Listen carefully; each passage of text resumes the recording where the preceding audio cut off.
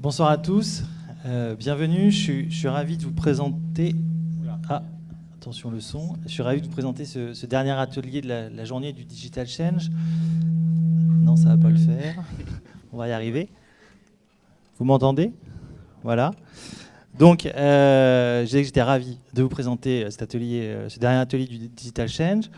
Pour cela, je suis en compagnie donc, de Paul-Henri Dubreuil, président du groupe Dubreuil, et de Valérie Godilla, directrice de l'innovation chez Audencia. Juste en préambule, je pense que vous l'avez suffisamment entendu depuis le début de la journée. On sait qu'aujourd'hui, on est en train de vivre une des moments les plus importants de l'humanité. Certains parlent de la 5e plus grande mutation après l'agriculture, l'Antiquité, la Renaissance et la Révolution industrielle. Maintenant, c'est l'ère du e-commerce. Alors, pour cela, on va demander à Paul-Henri Alors, avec Paul-Henri, on se tutoie parce que je suis directeur du réseau Entreprendre Atlantique et Paul-Henri est président de la coordination du réseau Entreprendre Pays de Loire. Voilà. Et chez Réseau Entreprendre, c'est la convivialité. Donc, Paul-Henri, est-ce que tu veux nous présenter rapidement l'histoire du groupe Dubreuil et comment aujourd'hui tu arrives ici pour nous parler de la digitalisation? Très bien, écoutez, bonsoir à toutes et à tous. Donc effectivement, quelques mots sur notre entreprise, qui est une entreprise familiale, donc avec un capital 100% familial et c'est effectivement l'ADN du groupe, on y est très attaché. Donc notre groupe existe depuis 9 décennies, puisque effectivement je représente la 3e génération. Donc mon grand-père avait démarré dans un métier de grossiste, aussi bien dans les produits pétroliers que l'épicerie. Mon père est arrivé dans le groupe dans les années 60-70 et a muté l'entreprise vers le modèle des supermarchés. Donc avec des supermarchés alimentaires, mais aussi sur un certain nombre de métiers comme l'accessoire automobile, la distribution automobile, et puis un peu plus récemment la partie TP et Agri. Donc c'est un groupe qui s'est adapté à son époque au fil du temps. C'est vrai que les grossistes alimentaires, ce qu'on appelait les épiciers en gros, ont tous disparu. Donc je dirais que si on n'avait pas fait cette mutation à l'époque vers la distribution moderne, on ne serait sûrement pas existant aujourd'hui en tant que groupe Dubreuil.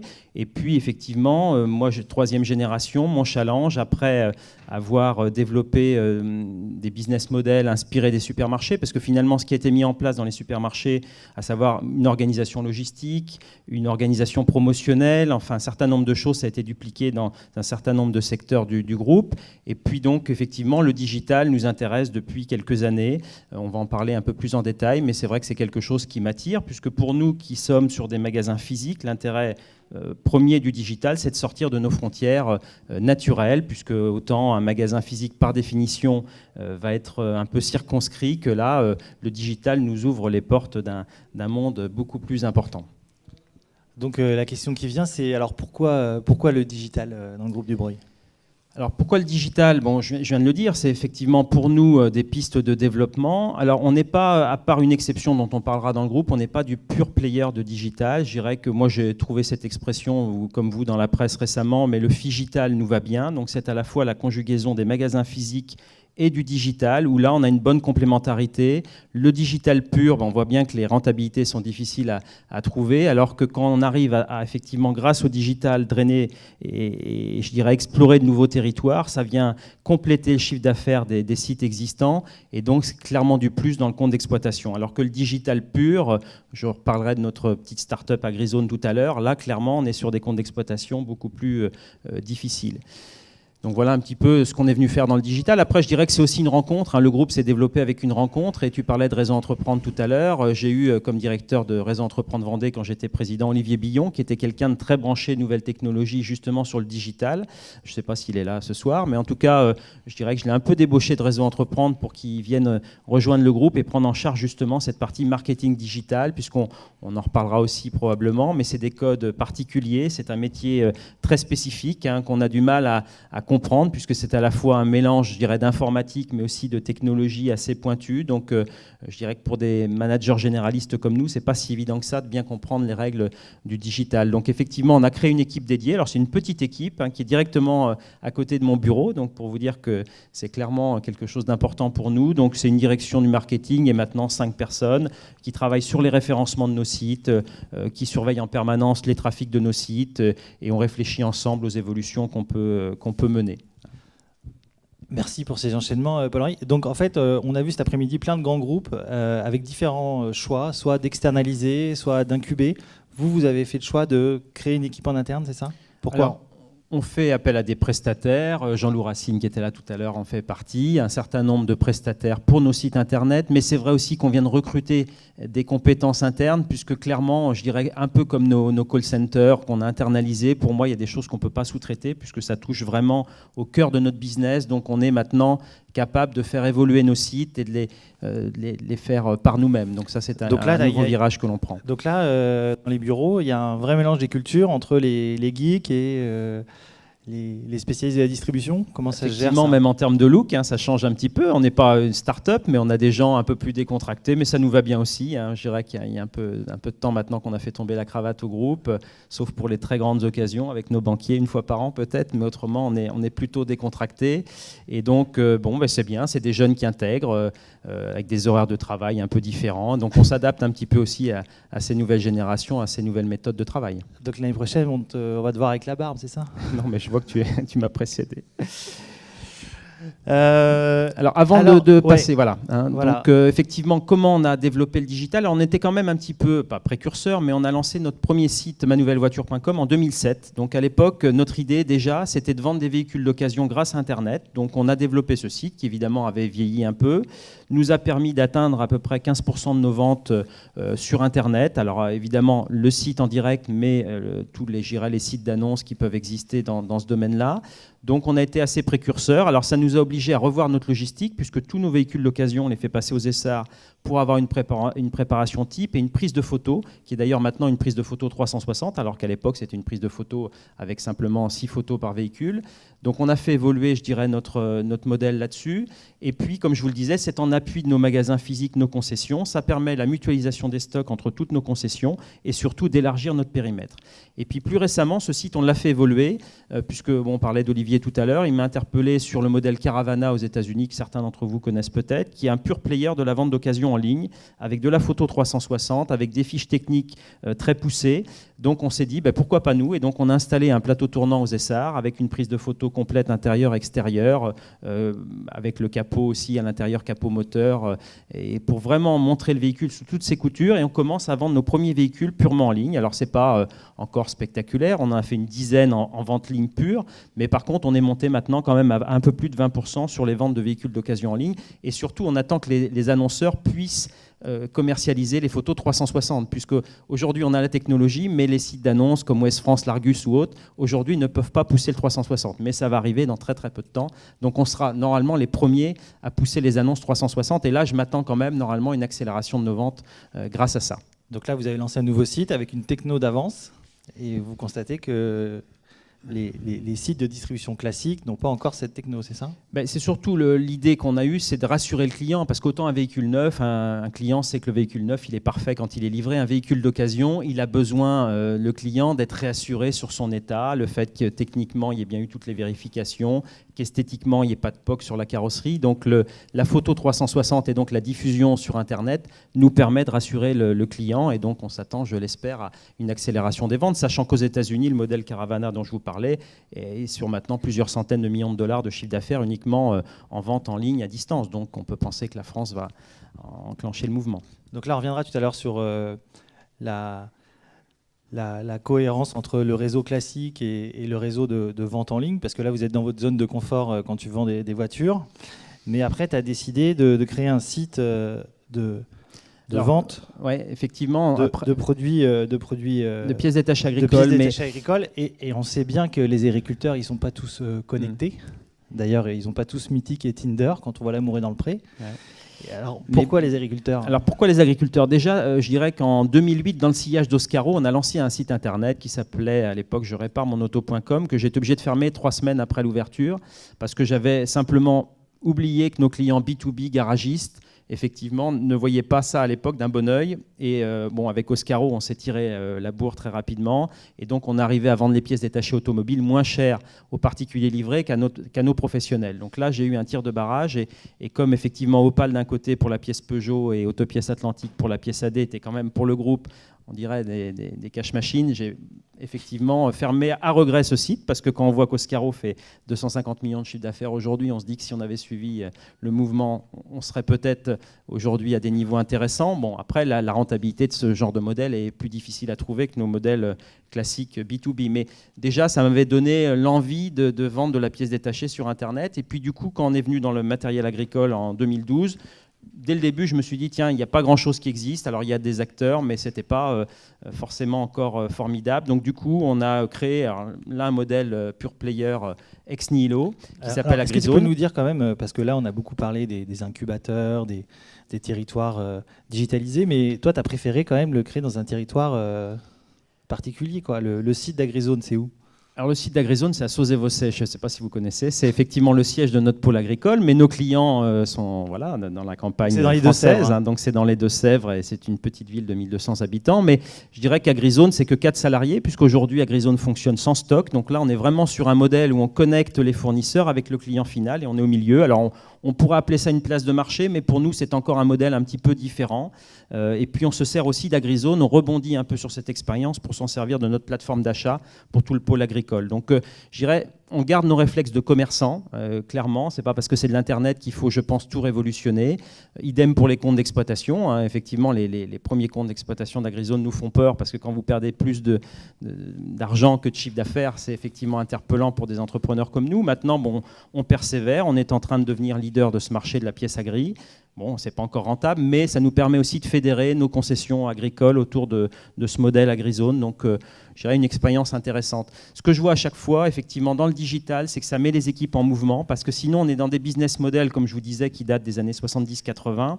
Et le digital permet de faire bouger les lignes et d'emmener les collaborateurs sur un projet, je dirais un peu fun, sortir des sentiers battus, parce que sinon, le métier de concessionnaire automobile, il est des fois un petit peu pénible, hein, parce que vous avez un constructeur qui vous met une pression d'enfer. Donc là, clairement, manouvellevoiture.com, pour nos concessions, c'est un peu leur bouffée d'oxygène, où ils peuvent aller vendre en dehors de leur territoire, pourquoi pas à l'export. Et puis AgriZone, c'est un peu pareil. Donc je dirais que c'est important pour nous, pour un groupe installé comme le nôtre, d'avoir un peu des bouffées de fraîcheur. Je crois qu'effectivement, on parle de bouffées d'oxygène, mais c'est exactement ça le digital pour nous. Valérie, vous voulez intervenir ? Vous êtes donné un délai, puisque vous mentionnez le fait que c'est compliqué pour des entrepreneurs comme vous d'accepter de perdre de l'argent sur ce type de nouvelle aventure.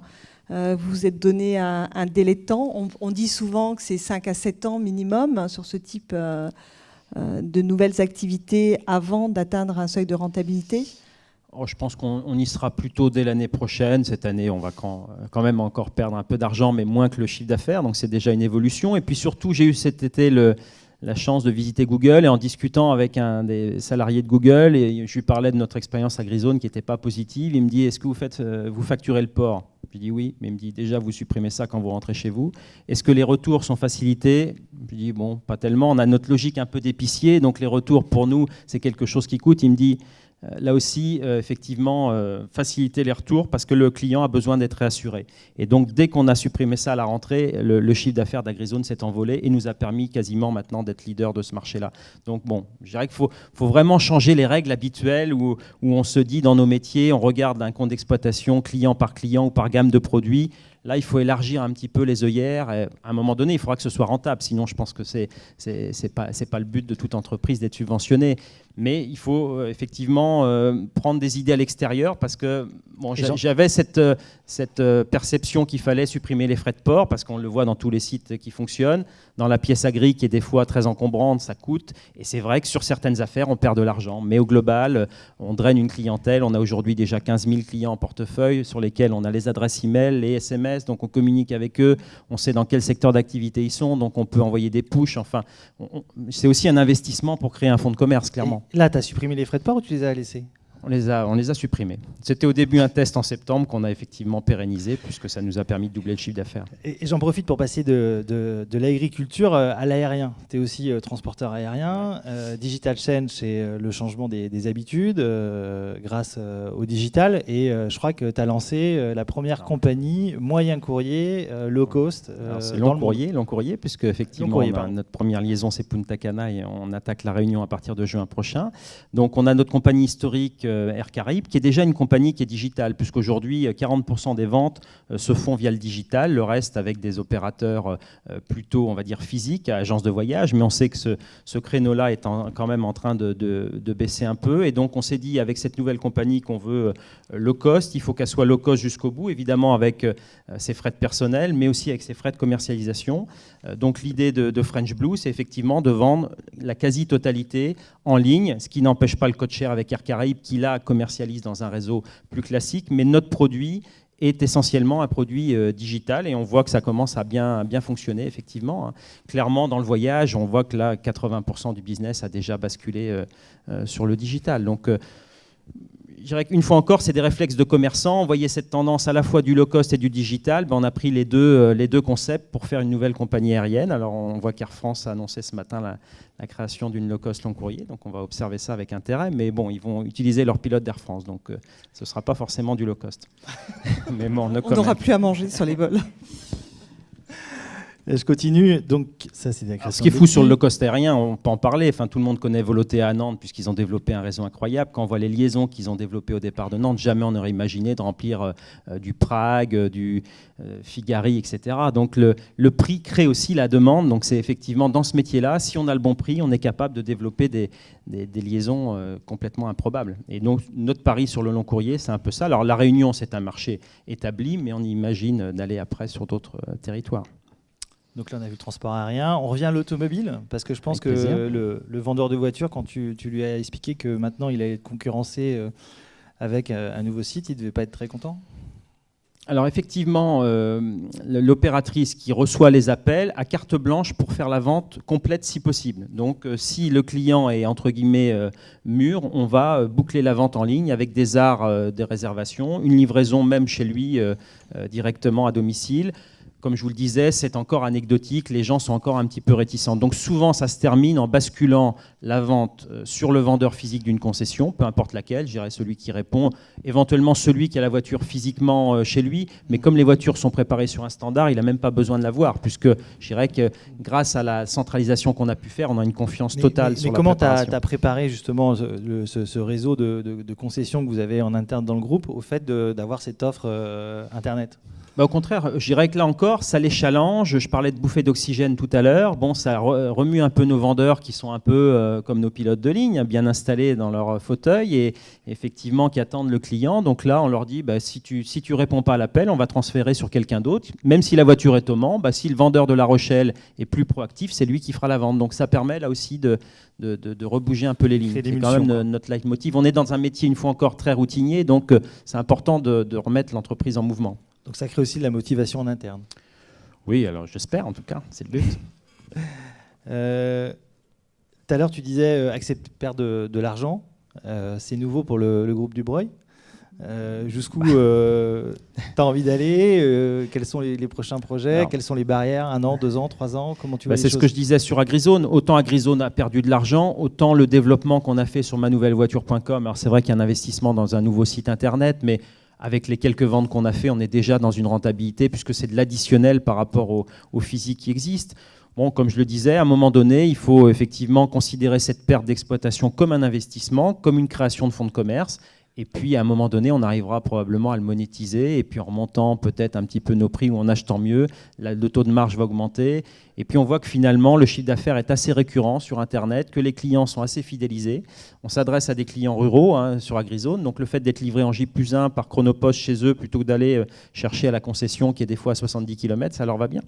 Donc, là, on va lancer une appli mobile, ce qui fait que comme nos tracteurs maintenant sont sous pilote automatique, pendant qu'ils laboureront leur champ, ils pourront commander leurs pièces sur AgriZone, j'espère, sur notre future appli mobile. Donc, on a quand même, tu disais, on a affaire à une population qui est assez moderne pour certains. Pas tous, mais les jeunes qui arrivent sont parfaitement prêts pour ça. D'accord. Et alors si Jean-Loup était là, il poserait la question, comment vous gérez votre data? Alors le big data, j'avoue que c'est un sujet sur lequel on n'a pas encore travaillé complètement. On est encore à l'étape où effectivement on travaille beaucoup avec des logiciels CRM dans toutes nos filiales, essayer d'avoir un fichier client le plus affûté possible, parce que je dirais que l'intérêt du digital, c'est de pouvoir être à la fois ciblé et proactif. Alors qu'effectivement, je parlais des promotions dans les supermarchés, on balançait 15 000 prospectus à des gens, peut-être prospectus jardin, à des gens qui sont en appartement, donc des choses un peu stupides. Là, l'avantage effectivement d'un fichier client bien affûté, et par le digital, on va pouvoir cibler des offres beaucoup plus précises et beaucoup plus proactives. Donc on le fait déjà par SMS avec des clients. On lance des choses intéressantes dans l'allocation de matériel TP très prochainement.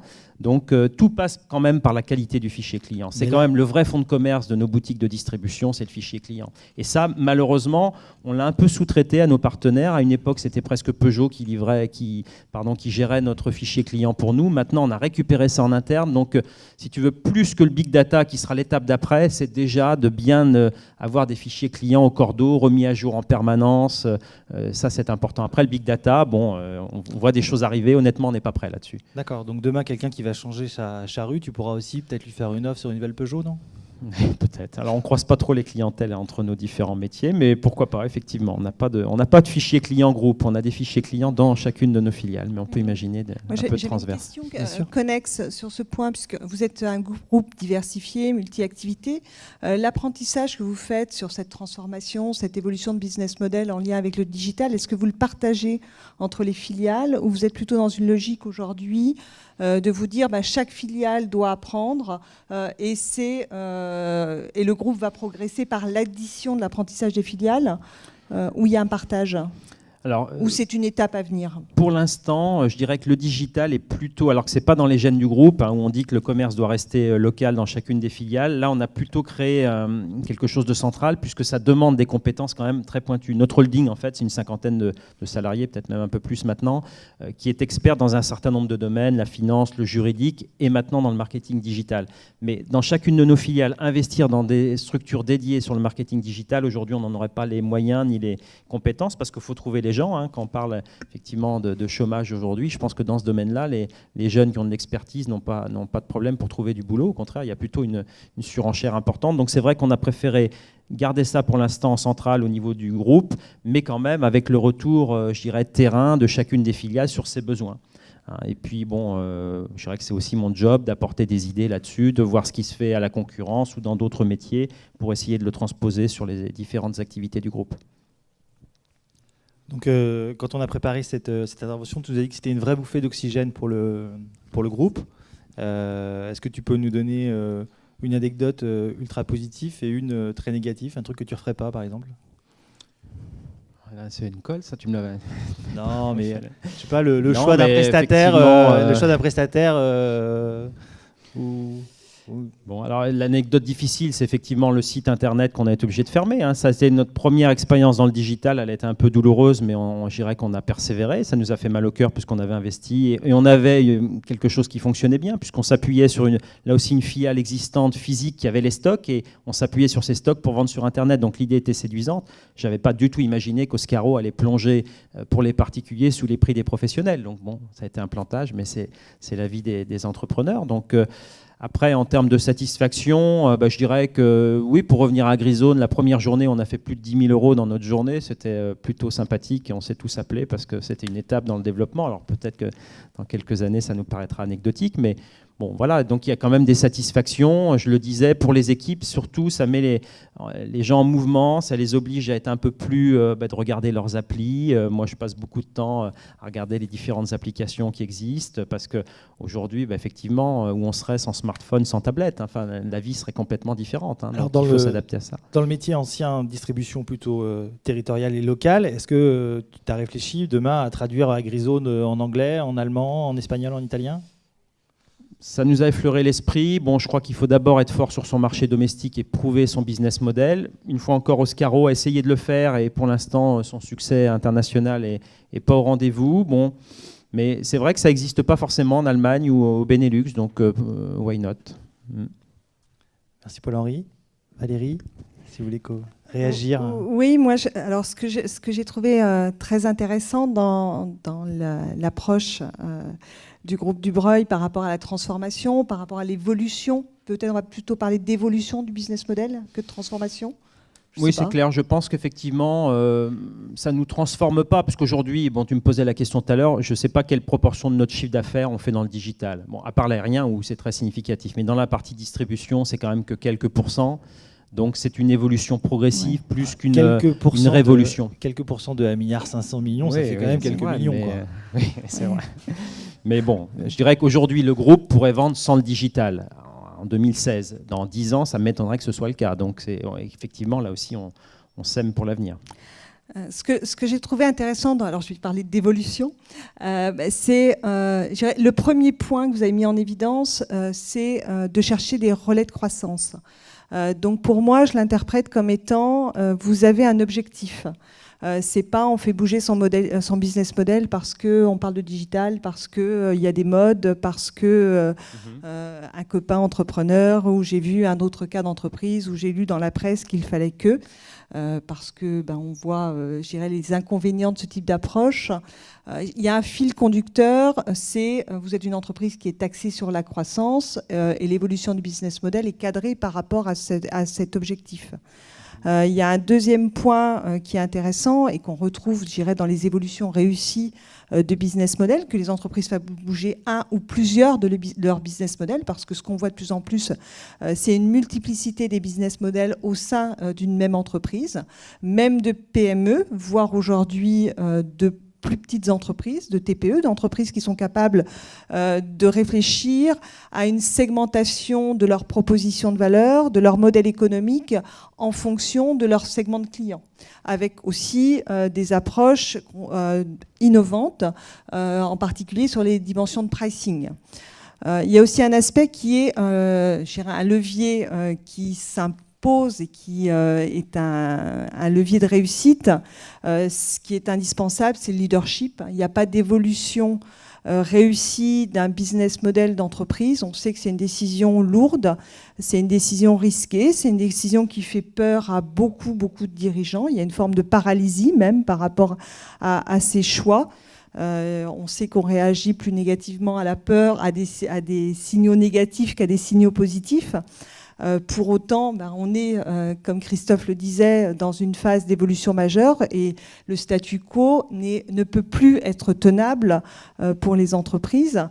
Et ça nécessite un leadership fort. Je pense que vous ne me contredirez pas sur ce point. C'est vraiment des projets que j'ai poussés beaucoup, effectivement. Et même si on a des équipes, une partie des équipes, un middle management qui peut être porteur de propositions, alors, le middle management va bien évidemment être indispensable à la réussite de cette évolution, mais c'est aux dirigeants, qu'ils soient au singulier ou au pluriel, de s'engager très fortement, d'être dans l'accompagnement, d'envoyer également des messages qui sont on doit accepter aussi qu'on se plante, learn and fail, ça a été déjà prononcé à plusieurs reprises aujourd'hui. L'échec fait aussi partie de cet apprentissage. Alors, ce n'est pas l'objectif, bien évidemment, mais le leadership va permettre aussi de rassurer et d'entraîner les équipes. C'est aussi, là, dans votre cas, vous avez mentionné donc une équipe dédiée. Donc, c'est aussi l'intégration de nouvelles compétences. Et ça peut être compliqué parce que comment évaluer, comment recruter, comment évaluer aussi la qualité de ces nouvelles compétences par rapport à des activités nouvelles qu'on ne connaît pas. C'est aussi parfois un peu un saut dans l'inconnu. J'ai la question de la proposition de valeur, toujours être très clair sur quelle proposition de valeur fait-on à nos clients. Parce que le client, vous pouvez lui raconter que vous faites évoluer votre business model, que ci, que ça. Au final, il jugera toujours l'offre, que ce soit un produit, un service ou une combinaison des deux, parce que de plus en plus, on est sur des combinaisons à la fois de produits et de services. Ce qui le juge de paix, le client, c'est la valeur réelle qui est proposée par l'entreprise. Et je pense que vous êtes une entreprise qui est aussi au clair par rapport à cette dimension. Vous avez beaucoup insisté sur le fait qu'on est des commerçants, donc vous vendez un produit et vos clients vous achètent parce qu'ils valorisent l'offre que vous leur faites, que ce soit des offres je dirais, traditionnelles ou des offres qui sont en forte évolution. Également le point de questionner la chaîne de valeur. Alors, je viens de parler de proposition de valeur.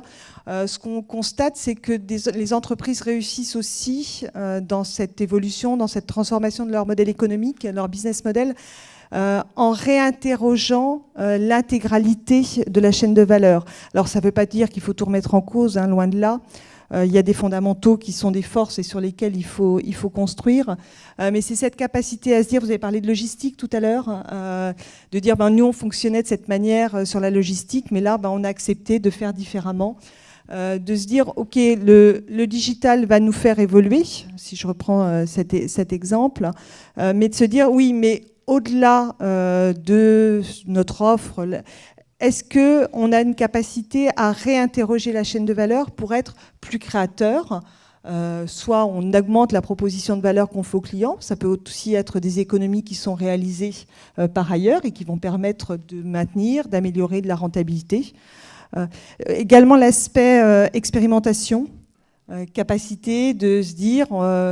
alors peut-être que c'est peut-être pas... voilà, vous avez des objectifs de rentabilité qui sont, je dirais, assez nets, mais aussi se dire il faut savoir expérimenter, accompagner les équipes.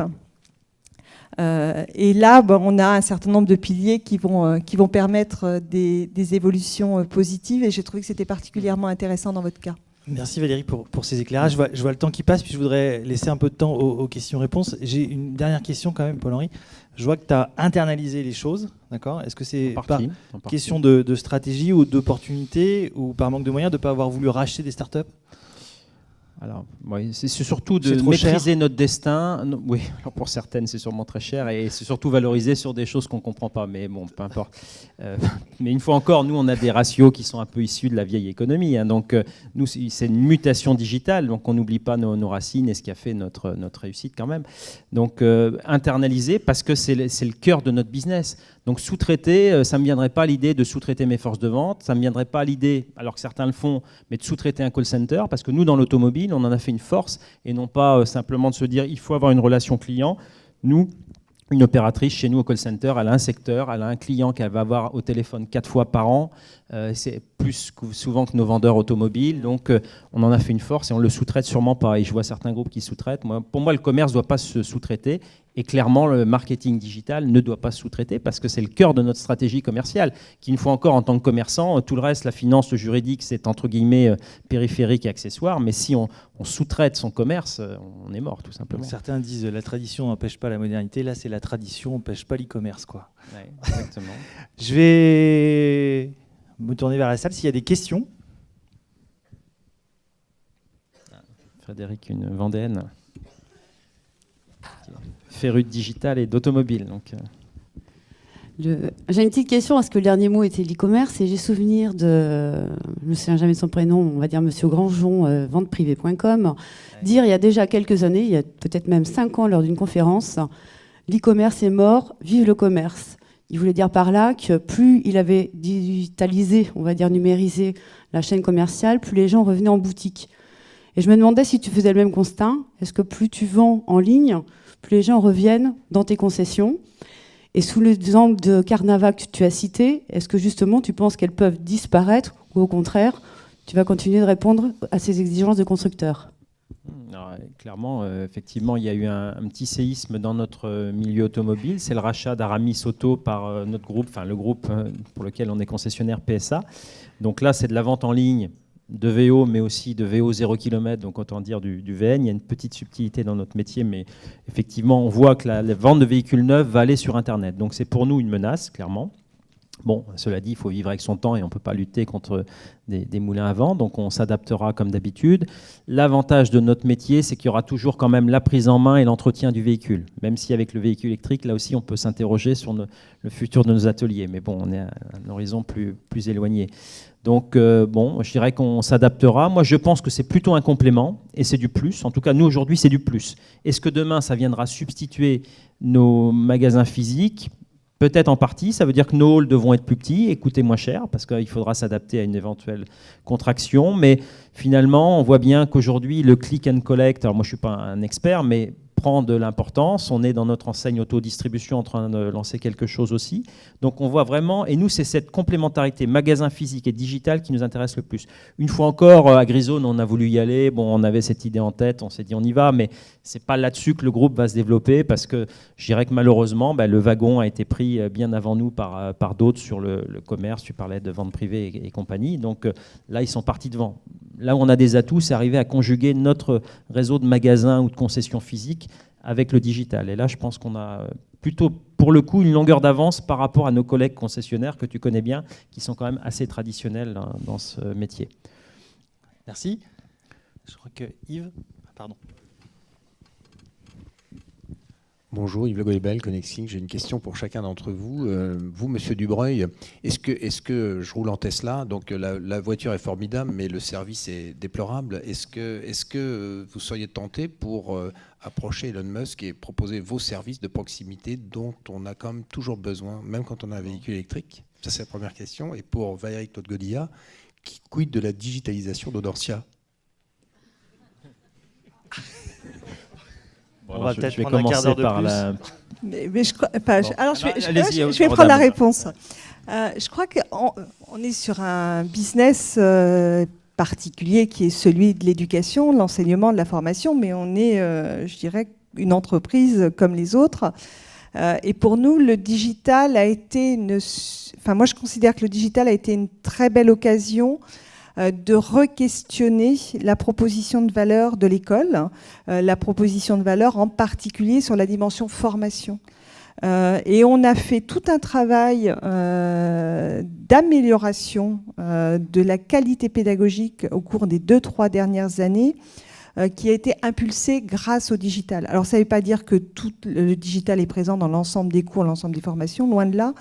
Mais ça a été ce re-questionnement en se disant, mais au fait, quelle est notre proposition de valeur, et de nous interroger aussi sur notre capacité à évoluer, à bouger, à faire évoluer notre culture d'entreprise, notre manière de pratiquer, et d'intégrer bien évidemment le digital dans un certain nombre de cours, de créer des nouvelles formations, puisque le digital fait partie, on a besoin de former, on forme un certain nombre d'experts, en particulier en marketing digital. Donc on a aussi fait cette évolution. Donc je dirais on a un constat qui est nouvelles offres, nouveaux produits, mais également une nouvelle évolution, une remise... une amélioration de la proposition de valeur. Et pour moi, on a une analogie totale avec ce que connaissent beaucoup d'entreprises, beaucoup d'industries. Vous avez aussi Sciencescom dans votre groupe. Ah, quand je parle d'Audencia, je parle de Sciencescom. Sciencescom Audencia, oui. Je suis nostalgique. Ouais. Alors pour revenir à Elon Musk, effectivement, il faut lui reconnaître que c'est quelqu'un qui a fait bouger les lignes avec une voiture qui est extraordinaire. J'ai eu l'occasion, j'ai un ami qui en a une, et donc de voir ce produit qui est quand même très révolutionnaire. Entre le véhicule électrique et le véhicule connecté, ils font quand même bouger les lignes. Après, ils sont partis sur un modèle avec justement très peu de concessions physiques. Donc vous touchez les limites. Alors c'est vrai qu'en théorie, cette voiture-là ne devait jamais tomber en panne, parce qu'elle est quand même sur une technologie qui demande peu de maintenance. Mais quand il y a un pépin, il faut effectivement, je ne sais pas, ça doit être Bordeaux, le point le plus proche. Bon, on ne peut pas tout avoir, hein, mais effectivement, avec le parc Tesla, peut-être qu'à un moment ou à un autre, ils étofferont leur réseau de garage. J'ai un de mes amis qui a un grand groupe automobile qui a essayé de les distribuer. Ils ne veulent pas entendre parler de gens comme nous parce qu'ils gardent leur système. Et bon, il y a aussi un peu peut-être de confidentialité. Maintenant, il fait bouger les lignes puisque ça y est, tous les constructeurs vont sur le véhicule électrique et tous les constructeurs vont sur le véhicule connecté. Donc peut-être qu'à un moment donné, Tesla va se faire rattraper par les autres, mais au moins il aura eu le mérite d'ouvrir vraiment une nouvelle voie. Donc chapeau. Hein. Puis il est parti aussi dans l'espace et dans d'autres domaines. Hein. Donc des gars comme ça fait quand même bouger la planète. Hein. Il reste encore des pistes de réflexion après le transport aérien, quoi. Ah bah si on pouvait avoir des avions sans pilote, mais il ne faut pas leur répéter, mais ce serait bien, mais on n'y est pas. Allez, il nous reste 5 minutes pour 2 questions. Moi, c'était plus une question par rapport à la gouvernance de votre entreprise. J'ai bien compris que vous étiez très moteur en fait sur la transformation numérique de votre entreprise, la stratégie digitale. et que vous aviez des équipes internes, a priori, même si vous travaillez avec Jean-Loup Racine et des équipes comme ça. Mais est-ce que vous avez, je dirais, un complément, je dirais quelqu'un pour vous aider, un responsable de la stratégie digitale ou... Alors effectivement, c'est ce que je disais, j'ai un patron qui était mon ancien directeur, moi, qui est lui le patron du marketing digital du groupe. Mais en fait, le groupe Dubreuil, j'en ai pas beaucoup parlé. Effectivement, on va être 4000 salariés en 2017. Mais c'est surtout une fédération de PME, alors pour certaines assez grosses, et puis d'autres, je dirais qu'on a des filiales qui vont de 5 personnes à 1000 personnes. Donc vous voyez, c'est très, très varié, mais qui sont des vrais patrons. Nos patrons de filiales sont des vrais patrons. Donc on ne va pas décider à leur place, simplement... On les amène au digital parce que c'est à nous de leur ouvrir un peu les yeux sur un domaine où c'est des hyper spécialistes en fait de leur domaine, donc ils ne voient pas forcément l'opportunité qu'il peut y avoir à travers le digital. Donc on ne va pas imposer les choses, mais on va le suggérer fortement. Enfin, après, c'est un subtil dosage, mais bon, voilà, je ne vais pas partir en conflit avec un de mes patrons de filiale si vraiment il me prouve que le digital n'est pas pertinent. Mais on fait passer les messages et on voit que les choses sont en train de bouger. Bon, cela dit, ça fait quelques années que je mets le digital à l'ordre du jour de notre séminaire de direction à la rentrée. Donc, au fil du temps, les choses évoluent aussi, quoi. Donc, effectivement, on est quand même très moteur. Et puis, comme je vous disais, moi, j'ai l'avantage d'être un groupe multimétier, c'est que j'ai quand même des éclairages, notamment entre l'auto, le TP et la grille. Il y a des choses très similaires, mais avec 10-15 ans de décalage. Donc, ce qui se fait dans l'auto aujourd'hui, on essaye déjà de le transposer dans le TP et la grille. Et là, ça nous donne clairement une longueur d'avance par rapport à nos collègues qui n'ont pas cette transversalité de différents métiers, en fait. Une dernière question? Ah ben non, parfait. Et merci Donc à vous. On va être à l'heure. Merci.